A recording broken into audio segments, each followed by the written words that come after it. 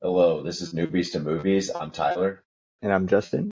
and today we will be talking about Christopher Nolan movies, specifically pertaining to Memento and Interstellar.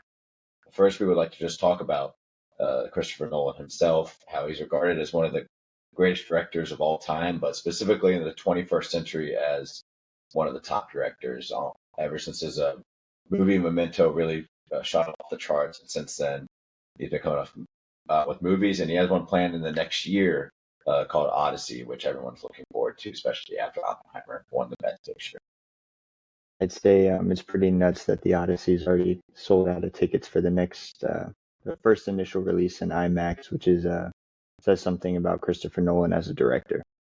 Yeah, him as a director, he really has revolutionized the way to actually record stuff, as he really just uses real film still, compared to a lot of directors who use different ways of filming.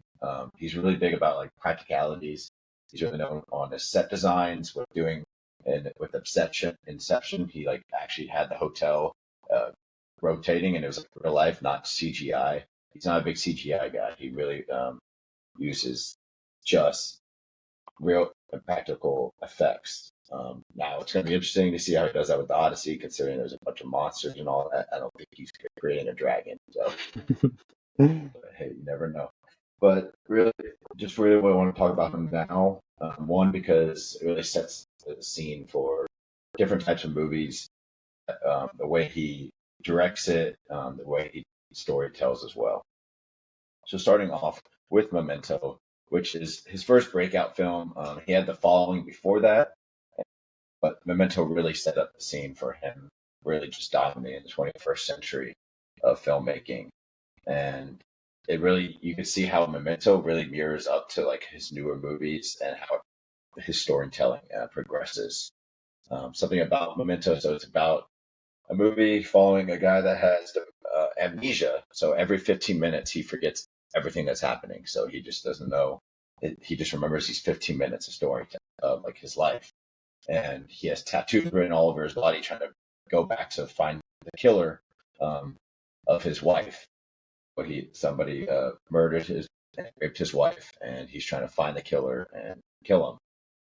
That's like a very basic nuance of what the film is, but the way it's told and the way the plot develops, I think it could be regarded as like a very interesting way, especially for the time, like coming out in 1999.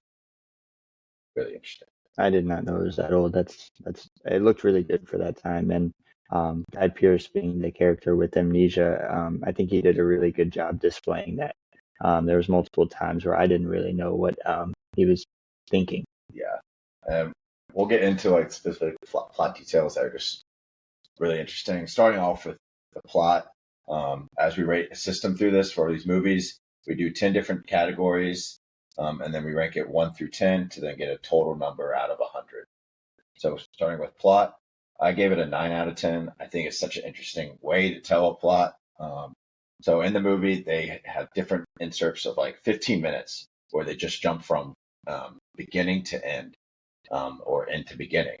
So it starts off with like a person getting shot in the back of the head, and you're like, oh, what? I don't even know who this is.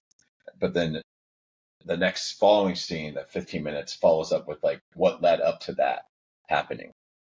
And it really looking at in his fingerprint, but like from story told from end to beginning rather than beginning to end, which is really an interesting way to story tell. I agree. I think I mentioned to you that it felt like a normal story, but the story was told backwards, and that's what made it so captivating while watching.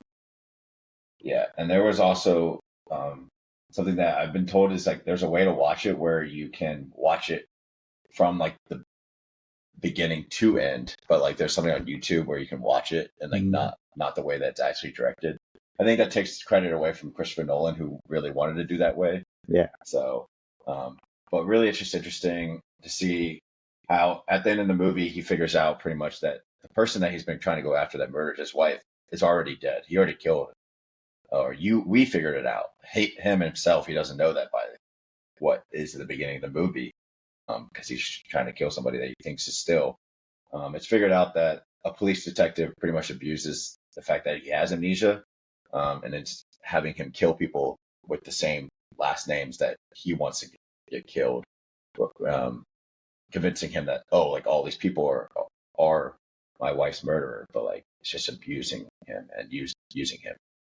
And it was interesting at the end that even at the end, he couldn't grasp the fact that he had already done so. Yep. He still didn't know what to believe. Following the pictures, I can't trust this guy. Yeah, and then there's some other scenes like there's a lot of thoughts about Memento. There's one character, Sammy. He has on his hand, it says, "Remember Sammy." And there's some rumors out there, or like some people think that Sammy is actually him, that he's not actually doing any of this, and this is just thought up in his head. Because the movie ends, if you remember, with Sammy being in like a mental institution and saying, "Oh, Sammy ended up in a mental institution," but then he actually gets cut off, and then he's then brought into like, and then it cuts, somebody goes by, and then it's him. It's Guy Pearce's character actually in the seat. Mm-hmm. So some people think, oh, maybe he's in a mental institution. This is all like made up. Yeah. And maybe he actually did kill his wife. Because there's also a scene to where they think it is Sammy, that maybe he was the one putting insulin. Yeah, into her. Yeah. I was under the impression that he was Sammy. I don't know about going that deep. With him being the one in the institution, I thought maybe that was just kind of a figment of his imagination or old memories coming back over him somehow. But I did think that Sammy's not a real person. I think Sammy's not a real person. I just don't think he was the one that murdered his wife. I don't know. If he did, I would be surprised. The only way I could see that happening is if the way he killed his wife was they did have like an intrusion, and like that's when he starts losing his memory. But like she doesn't die in that instance. He thinks she does because that's like the last thing he really remembers until he gets amnesia. And from that point, he actually loses it because she like exactly the story of Sammy is told, like, oh, she's like, oh, he'll remember and then she like he accidentally kills her by like giving too much insulin at one time. Yeah. And then I could see that being a realistic like thing that would actually happen. Yeah. But there's like 3 different ways of what people interpret of it, and Christopher Nolan has been told to say that like, hey, it's each person's interpretation. I'm not going to tell everybody what to think about my movie. Yeah. Which he's known for that for a lot of his movies. I've noticed that too. And just keeping it on the open and not actually concluding the story, which you could downfall on some plot, but it makes it really interesting. It makes you constantly think, because it's just not one result. Now, getting into characters, I gave this a 7 out of 10. I think it was above average, especially Guy Pearce's character. I think it was really compelling, really sad character when you really think about it. But if you go down the route of believing that he is killing all these people when he doesn't want to, and people using him. And then Teddy, he's also a really interesting character where he just seems like a sleazebag right when you see him, and you just don't trust him even a little bit, so you don't feel bad. I was starting to wonder if he was even a cop the whole time. Like, I just never felt like what he was saying was true, and part of that was what he had written down was don't trust his lies.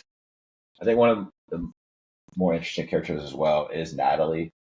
Specifically, like almost like the first 3/4 of the movie, you're like, oh, this woman's like really nice, like they really have a connection. Mm-hmm. And then you learn and you see like one scene where she like literally switches. Yeah. And she's like, oh, you hit me? Okay, I'm going to go outside and then wait until he forgets. So when he comes in, he can use him to kill somebody that she wants to get killed. Really evil character, but he did kill her boyfriend, so like her husband, and then stole his clothes and his car. So she was like, well, you know what? Screw it. I'm going to use him because he won't even remember. Yeah. I think that was one of the reoccurring things with every character was they were all using him. Even the hotel lobby guy double booked him 2 rooms just to get an extra fee out of him. As soon as he told people that he was going to forget this conversation, instantly all the negative came out of everybody and they were ready to use him for their own benefit. Yep. I think that's another thing. They never lied about it because they knew he would just forget. So they were just never, I don't think any of them lied. Mm-hmm. Some people question about Teddy lying at the end just because he lied a lot in the movie, but no one directly lied to him when they showed them true selves. They were just telling how it was. Then going into cinematography. So I gave it an 8 out of 10. Nolan's really known for his cinematography.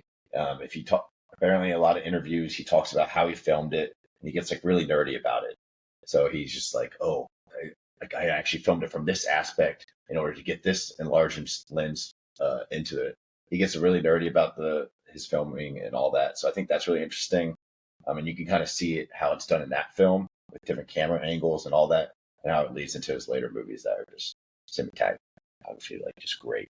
I think one great thing about how he told the story backwards was oftentimes throughout the movie, we'd go back and see a short clip of the same scene we had already seen.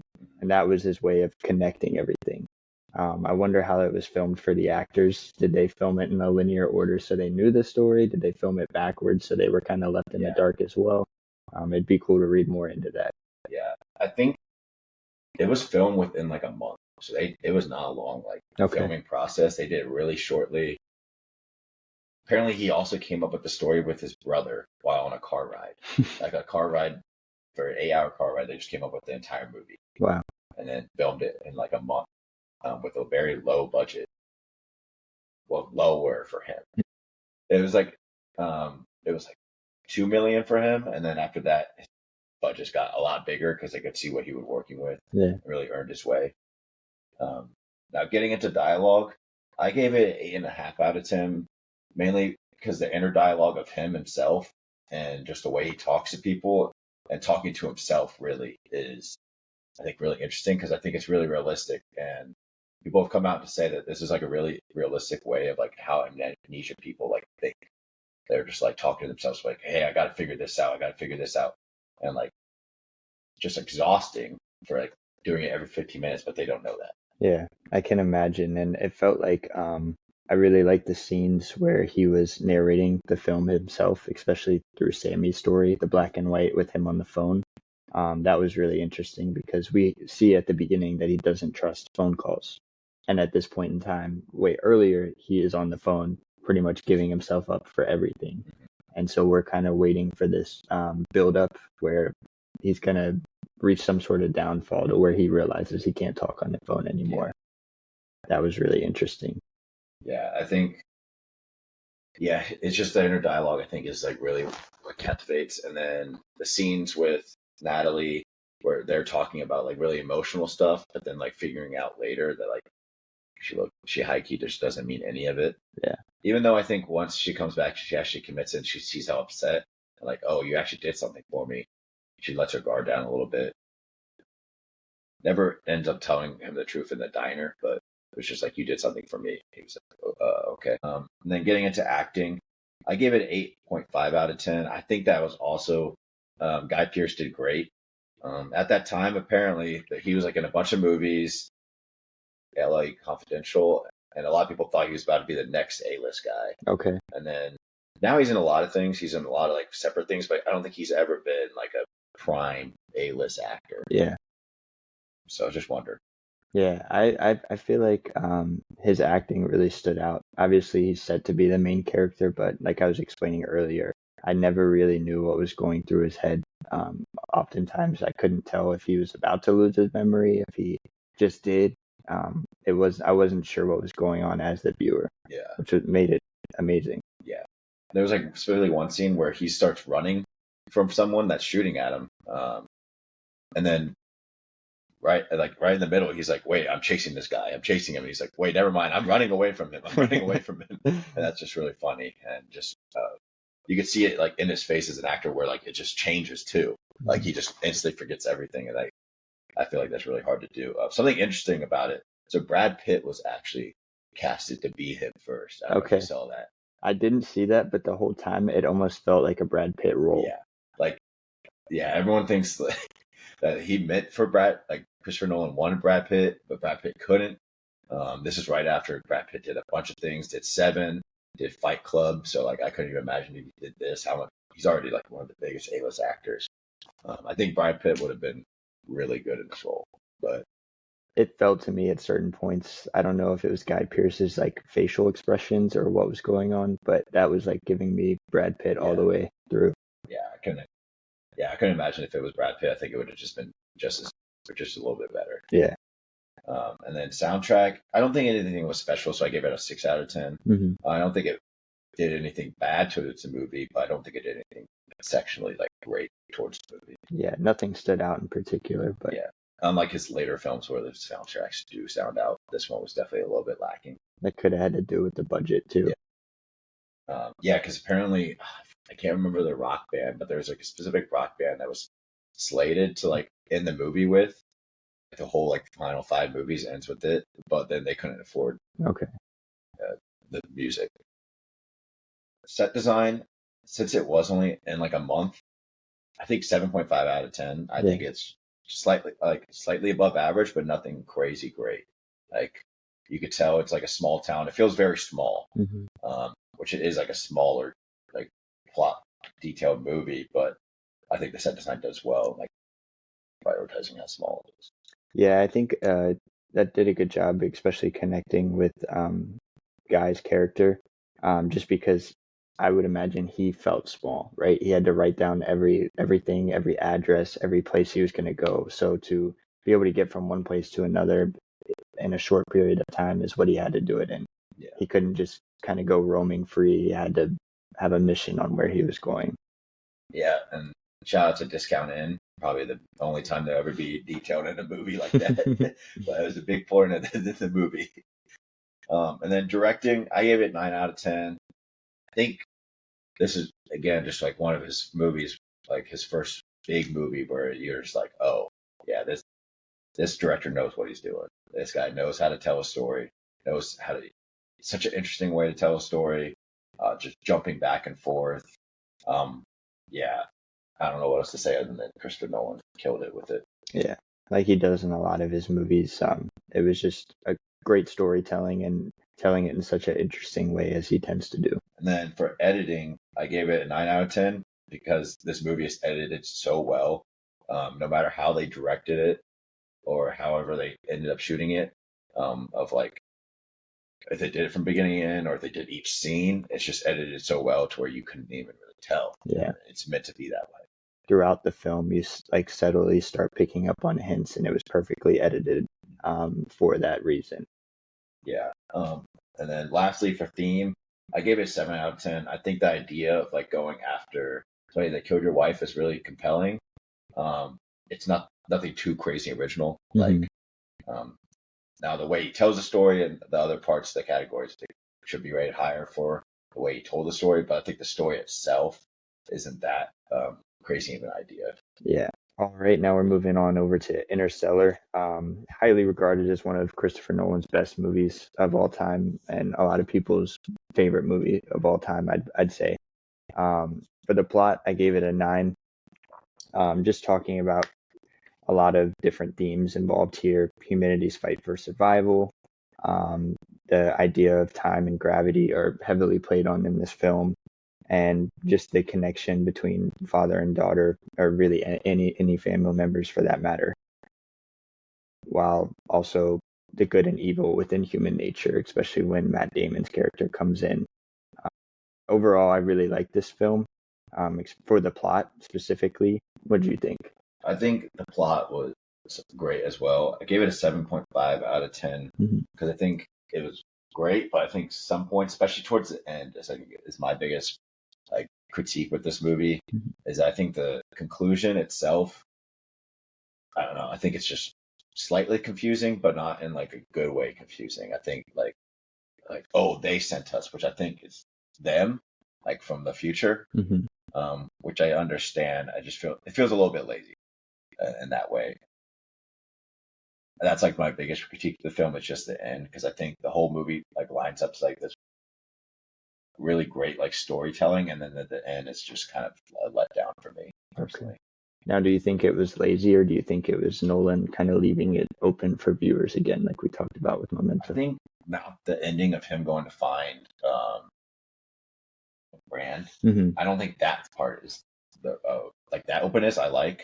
It's like the fact that of him like getting lost out in space, and then he's like in this world where it's this bookshelf, and I'm like, what? Yeah. It's this bookshelf? Like, like I was like, okay, I get you're trying to like say this connection with him and his daughter are like so special, and that's what's gonna do it, but I was like, also, it's a bookshelf. Yeah.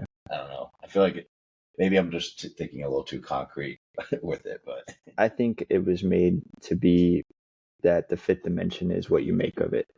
And for him, the important thing was the love with his daughter. And so that's what it transformed into for him being there. okay. Yeah. Um, Kind of roll into characters. Matthew McConaughey was insane. Yeah. I mean, such a good role, probably his best role I've ever seen him in. Just his overall ambition in the role. You fully cared about everything that he did. And I'd say the same thing with Murph too. I know it's kind of hard as we see three different versions of Murph through her life. But each one did great as well. The daughter, the older daughter, and then the older than him daughter, was all great. The supporting cast was pretty good too. Michael Caine as Professor Brand. Over the time, he's been in pretty much every Christopher Nolan movie, I think. And even the robots like TARS had great supporting roles. A little bit of comedic relief at times, which felt a little corny, but overall it developed into a serious relationship with Cooper, which definitely supported everything. I found these characters very compelling. I gave it a 9 out of 10. I thought all of them were very well done, really fleshed out as well, especially with Brand having that connection with her father while also exploring that connection with Cooper and Murph. I think Josh Chastain, once we get into acting, I think she did a great job as well. TARS, the comedic relief was definitely a little bit needed, especially at those serious tones. And then as well as Tom, like a son who is kind of overlooked in like the grand scheme of like the plot, but like look at the two actors for it, Casey Affleck and Timothée Chalamet, who are like two really great actors. They were there for a reason. Yeah, really play off well. Doyle kind of just comes off as like right in it, where he's just like really full of himself, but then like once he like go for it, and then when they come back for 23 years to normally be just distraught, he's like, I didn't think you guys were coming back. And he's like, by the way, like, it's Tough news to hear. What did you think of Matt Damon in this role? Because I don't think a lot of people knew that he was in it. I had no idea he was in this going into it. It's actually something that came out of the movie, which for some reason Matt Damon's kind of known for that. Mm-hmm. Is so just like a Saving Private Ryan, no one knew that Matt Damon was going to be in that movie until it came out. Same with Interstellar. He was not listed. He was not on any of the red carpets with them. Yeah. And they were hiding him until the movie actually came out. He just shows up. Now his name is really interesting because his name is literally Hugh and then last name Man. So it's just like the epitome of like a human. Yeah. And why like trying to break humanity. So that's interesting, especially kind of his battle with human nature, what he should do. For cinematography, I gave it a 9. I thought that there was many great effects in this. And as we talked about, Nolan's not a CGI guy. I'm sure that there were some used for this, but I did read about how there was a lot of miniature effects, like in Oppenheimer. They used for, space explosions, that kind of thing. And I thought the final scene in the fifth dimension really looked cool. I know you weren't a fan of the bookshelves and everything, but I thought that whatever effects they were using there looked really good. Yeah, the black hole scene, that is now a lot of scientists came out and said that that's such like a good depiction of what a black hole would look like and feel like. And now it's like used in almost every movie that does use a black hole in it. The cornfield, he straight up bought out like acres of cornfields purposely just for the movie. And then once he sold it, he sold all the earnings to a charity. But he purposely bought that just for the movie, just for that kind of like cinematography. That's awesome. Yeah. For dialogue, I gave it an 8. My favorite quote was, "Mankind was born on Earth. It was never meant to die here." I thought there was a lot of great quotes all around. I actually had the most trouble picking a favorite quote for this movie. I like that quote specifically, just for the idea of exploration in general. It doesn't necessarily mean that we have to stay here, but we should do everything in our power to kind of preserve it. Yeah, the dialogue is really great. Matthew McConaughey delivers some lines really well. Doyle also gives awesome really good lines, especially at the beginning, trying to like set the tone for the group on this adventure. Just for him to go to a sad ending. I think he had some very slept on lines. And then, of course, the scene of them saying, like, I solved the equation this many years ago. I know that there is nothing. And there's just like, man, you just, like, heart drops. It makes a man kind of feel a little bit more evil. Yeah, it's I was gonna ask you this too because it could have just been me, but it felt like the sound design was a little off at sometimes. Some scenes felt a lot louder than others. Not specifically like high intensity scenes, but just standard talking. I felt like I was constantly turning up my volume, and maybe it was just the TV I was watching it on. But Yeah, I think there is definitely some scenes, and I don't think it's action for so, but I think it's like the lines that they're saying. yeah, So I remember when Professor Band's like dying, and then he tells Murph like, "What about it?" I remember the volume did increase on that, and it kind of like increases like maybe with our heartbeat because they yeah, play a lot with like time and hmm beats in this movie too. yeah, I could see that. Set design, I gave it an 8. Shot in a lot of real life locations, and I felt like the two other planets that they went to also looked very real. Obviously, they were shot in actual locations, but they felt real and they felt very empty, right? With is Murphy's planet, or sorry, yeah, yeah, Yeah, yeah, the ocean planet. It felt very vast and kind of unknown. yeah, They did a great job at that. Let's see here. Acting, I gave it a 9. Like we talked about a little bit already. McConaughey ran away with it. I think it was some of his best acting, and yeah, the supporting actors cared and felt involved for all their own individual reasons. yeah, Especially with Anne Hathaway's character, I felt like she really stood out as well. yeah. I think this is one of her best roles. Mhm. She's known for a lot of like more rom-com roles, more like lighthearted romance movies. This is like probably one of her only this and Les Miserables. It's probably one of the only movies that she's like really being serious and I think she kills it. As well as Professor Brand, so Michael Caine, like he kills it too. Um, there's a reason why Nolan always wants him in his films. It's Yeah. because he kills every scene he's in. And then this was Matthew McConaughey's like, even though he didn't win an Oscar for it, and he won one for Dallas Buyers Club, this is like one that really put him on the scene of being a serious actor. Both of them did because before he was a rom com guy, always put in romance movies. Not really thought of as like a serious actor, and then this kind of compelled him to a different line of or different tier. So for directing, I gave it a 9 as well. I said it was well directed, well paced. It was a longer movie, but I never felt bored. I'd say I felt like I was always intrigued in what was going on, what was going to happen. And I think it took a lot of risk in the storytelling as we don't understand the full scientific nature of a lot of the things going on in the movie. But I like that he decided to take a stance on those points and not just say, well, I'm not going to explain it. No, I'm going to explain it how I think it might be and go for it. Yeah. For him, some of his other movies where the storytelling really jumps around more. I gave it a little bit of a lower score, like 7 out of 10, mainly because it didn't seem as risky of a storytelling directing sense as it was. Because I think that the complex nature of like what they were trying to talk about is why he decided to do that. Mm-hmm. Since he didn't take as many like actual timeline risk, Mm-hmm. that's why I took a little bit of a more divot on it. And then the soundtrack, I gave it a 10. I think Hans Zimmer's score was the best that he's ever done, which is saying something. Some of the best music in movies, and I think it really encapsulated the feelings of the characters in each specific scene, as well as the repetitiveness of the sounds, right? We know that main scores in multiple scenes throughout the movie, which brings back that emotion of love with his daughter. Yeah, the soundtrack, easy 10 out of 10. Top five like soundtrack for any movie ever. It's just so top tier. There's really nothing else to say about it other than scene on Murph's planet, like the water planet. Like each second that's played on there is a day. Yeah. On Earth, which is really interesting. So if you look back on it, you can count it literally out like their days just going on by. Yeah. And when they're passing. For theme, I gave it an 8. The power of love, transcending space and time, is a pretty deep theme that I think a lot of people can relate to. Also, just the overall human connection with family, and the drive for survival, especially being so far away from what you would call home.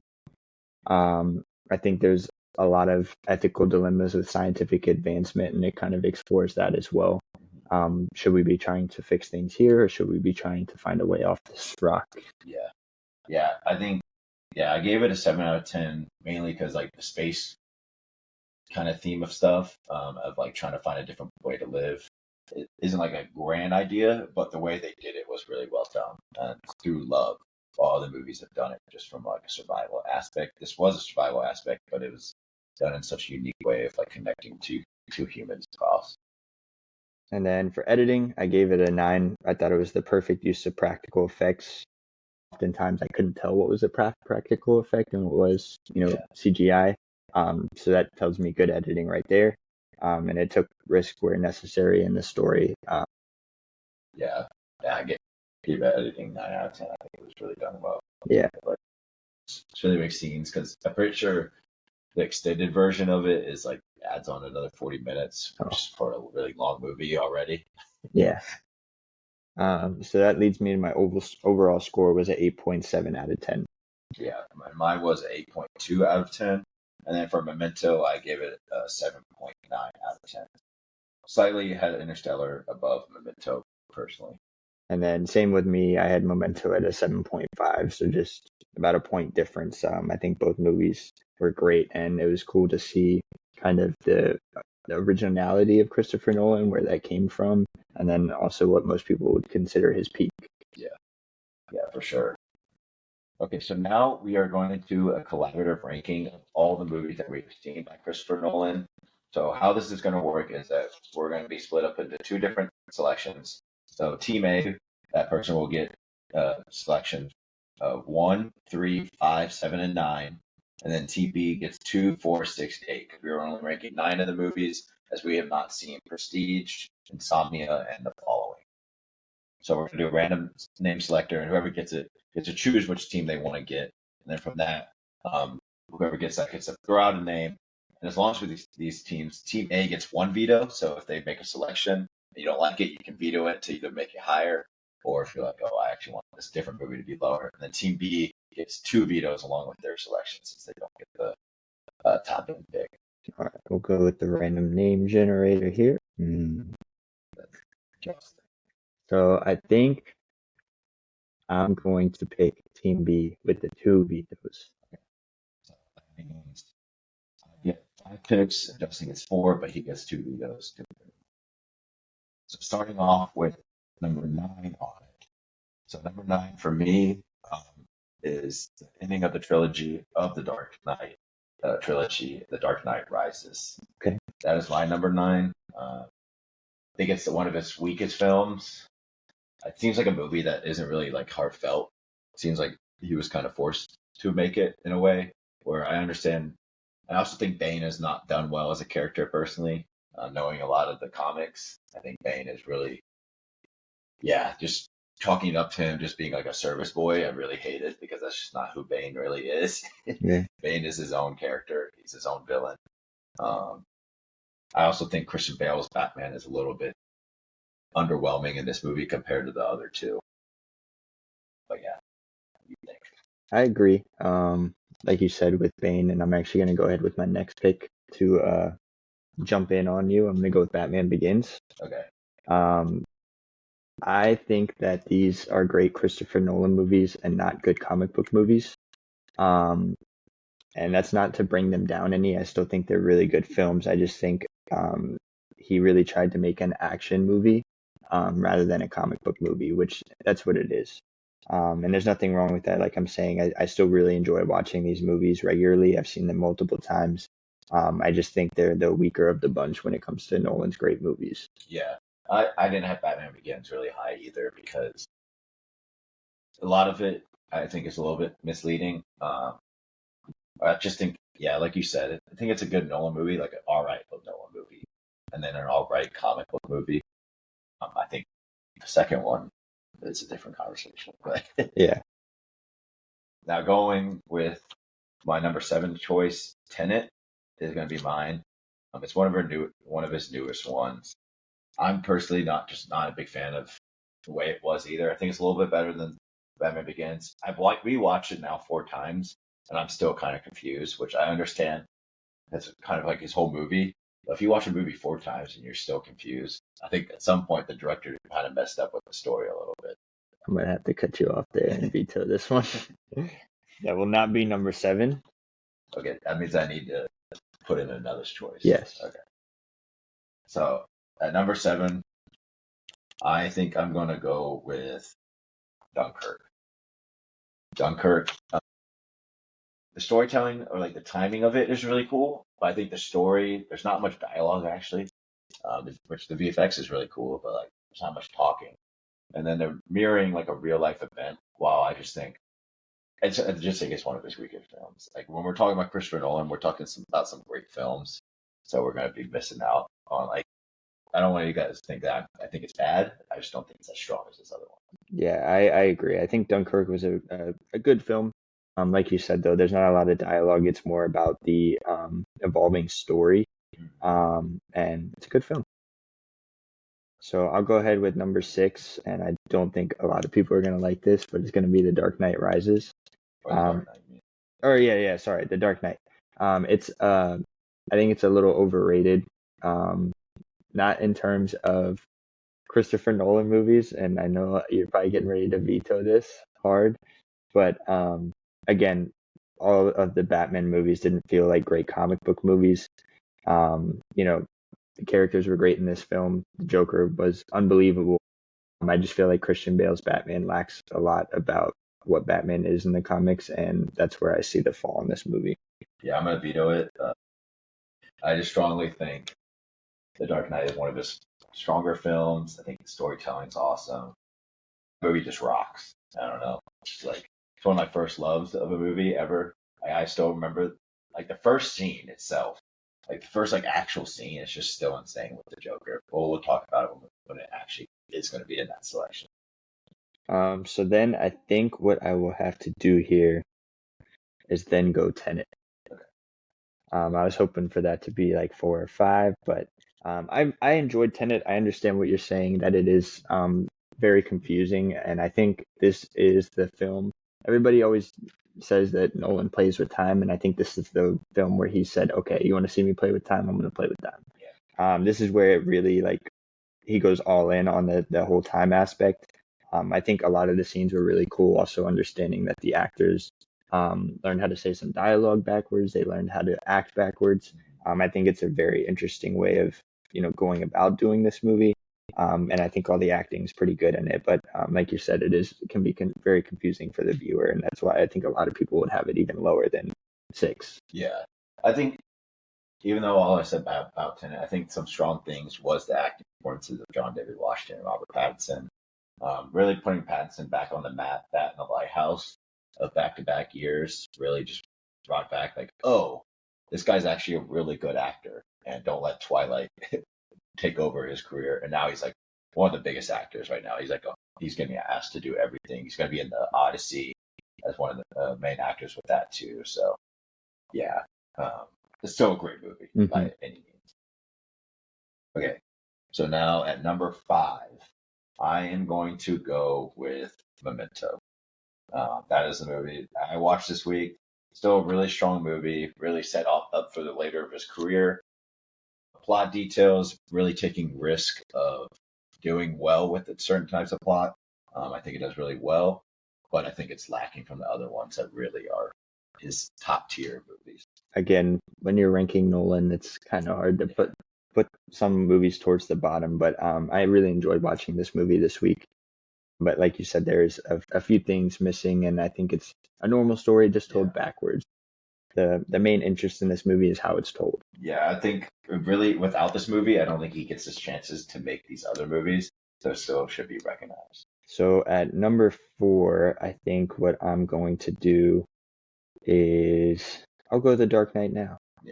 Yeah, I think, like I said, I don't mind these movies. I just think that they're not as good as comic book adaptations as they are action movies. Yeah. So about The Dark Knight, and the reason why I love it so much is, one, Heath Ledger's Joker is the best Joker. I don't think unless somebody does something crazy in the future, I don't think anybody will come close to it. I mean, he actually went insane, and that's sadly why he passed away. Also, really put like comic book movies on the map, in my opinion, of like being, oh, this is what they can be. Really Hmm. set it up for, which is surprising because it's their enemy, DC's enemy, but really set up for how successful Marvel was going to be, and like how big Marvel movie or how big comic book movies can be. Now about Christian Bale's Batman, everyone has different thoughts about each Batman. I think he does a really good Bruce Wayne.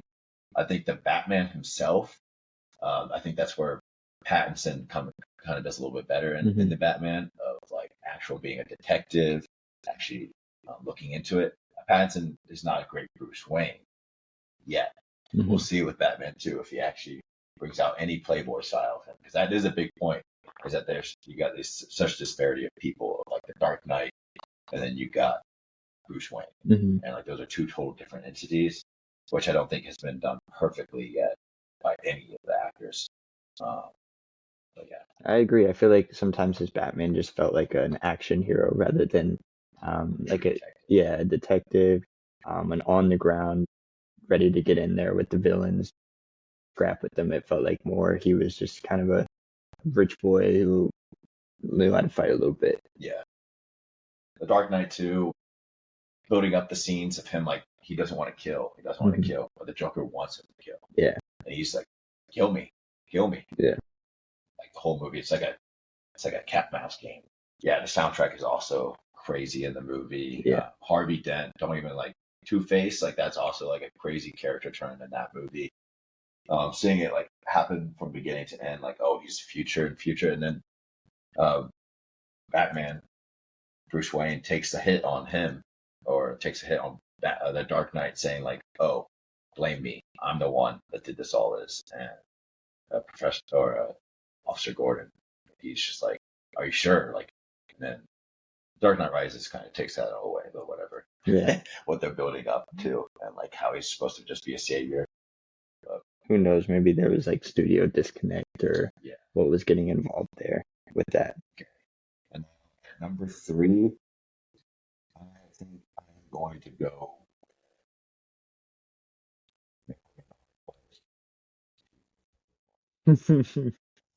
Have one veto. I'm going to go with Interstellar. A little bit below the next two, mainly because I think the ending compared to the other two is not always there. Um, Still a great movie, one of my favorite movies. People like worldly renowned. If either people don't put it in their top 15 and say it's horrible, and then which is completely false. People think it's like the best movie of the century. I'm more of like the middle ground. It's great, but it's not. I have to veto it. I can't veto your next one because there's no other movie to put it in. Um, Give you a real challenge here. yeah, so I'm gonna put Oppenheimer. Mm. I think it's his culminating one that really got him that Oscar finally. I think he deserved before that for his other movies. It is a straight up story told, but Cillian Murphy finally gets his start. Because Cillian Murphy is in Inception. He's also in Dark Knight Begins, Rises, and so he's in a lot of Christopher Nolan movies. Um, and then finally, this is his big, it's a crazy movie for a really long movie getting as much money as it did Yeah. in the theaters. Time. We actually went to the go see Oppenheimer. We dressed up in suits Yeah. to go watch it. Yeah. I still love this movie today. It's a pretty long watch. But I really like how it's kind of split up into three parts. And I think that evens everything out in the movie. I really enjoyed this movie, and I'll turn it on all the time now still. If I didn't veto there, that probably would have been two. And I would argue that it could be one for Nolan. It's one of my favorite Nolan movies for sure. So for number two, I'm going to have to put Inception here. I really like this movie. It is kind of a mess when it comes to the dream world and everything. If you're not really paying attention, it reminds me of Tenet in that sense. You really got to be on top of your game and know what's going on. But the overall plot and theme are pretty great in this movie, and I know you really enjoy this movie too. Yeah, this would have probably been my number one. but it's such a great movie. DiCaprio kills it. Like all of the side characters, I just like the idea of like the dreamscape idea and how it was like a military design that's now gone off the rails, and the fact that like you could put an idea into someone without them even knowing, and then how they militarize their mind to not let that happen. It's like such a small world, such a small thing, but it's just such a large concept. Yeah. And then like dream designing, um, yeah, I don't know how Nolan doesn't win a best director role for this movie at all. Like how crazy he did to direct it. The hotel scene, everything is like practically done other than like the world turning, honestly. Yeah. Such great practical effects in that Yeah. movie as well. Yeah, Tom Hardy also kills it, like Mhm. all of them. I just think the idea is great. It's another movie I don't understand how DiCaprio doesn't get like not even nominated for Best Actor this year. Like it's actually insane how Yeah. some just get slept on. I think it's known as like a top Nolan film, but like it just didn't get the love it deserved at the Academy Awards. Yeah. And then you have number one. Yep, and then number one will be Interstellar, which was one of our watches this week. We've talked in detail about it. It's worldly renowned as like one of his top movies, but also some people like are obsessed with this film, where it's like their number one film ever. Um, and then some people really, when it first came out, there was a lot of like renounced of like people not really liking it. I think it was really like hated on when it first came out, and now that time's progressed, people like it a lot more. I think too, especially with our list, I think you could interchange that last three or four, and it's not going to upset anybody. Yeah. They are all great movies, even all the way to 9. I know there's some Dark Knight Rises supporters out there. Yeah. He doesn't have a lot of misses, and I'm still interested in seeing the other ones like The Prestige and all of those. So Yeah, in my opinion, all these are like good movies. Like they're all above like 5 out of 10 for me. All B movies are plus, so it's like really hard to rank all these top movies because some other directors have really low lows. I don't think he has like such a low low that you're like, oh man, yeah, you really missed on this. there's not a lot of misses when it comes to him, and I am really excited for the Odyssey next year. Yeah, the Odyssey's going to sell out like crazy. There has been a lot of billion movies in the past couple of years ever since COVID.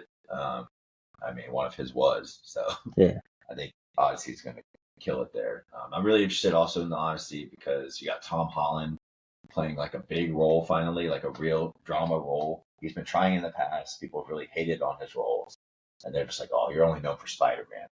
So I'm really interested to see how he plays. And then Matt Damon finally gets his leading role in a Christopher Nolan film, where he's been like kind of surprise characters or like yeah. cameo characters in other movies. And I think that says a lot about Nolan as a director, how all of these big actors want to be involved in whatever he's got his name on. John Barenthal is also in it, which I like him. Everything that he's in, I like.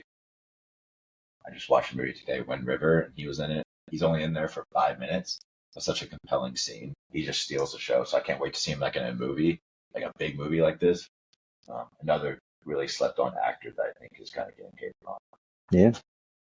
And Zendaya's also in it, which feels like she's in everything now. Yeah. But yeah. Overall, just to conclude it up with talking about Christopher Nolan, one of the best directors of all time, and I think the sky's the limit for him. But still, like I think he's still dominating the 21st century. Like it is his.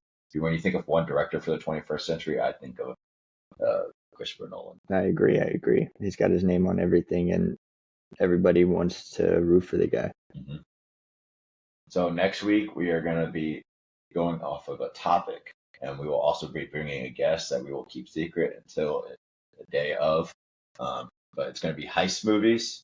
So if you guys know any heist movies that you want to recommend, or just throw out any heist movies that you really like, we would like to know. Yeah, I'm excited. Yeah, me too. All right. Thank you for watching.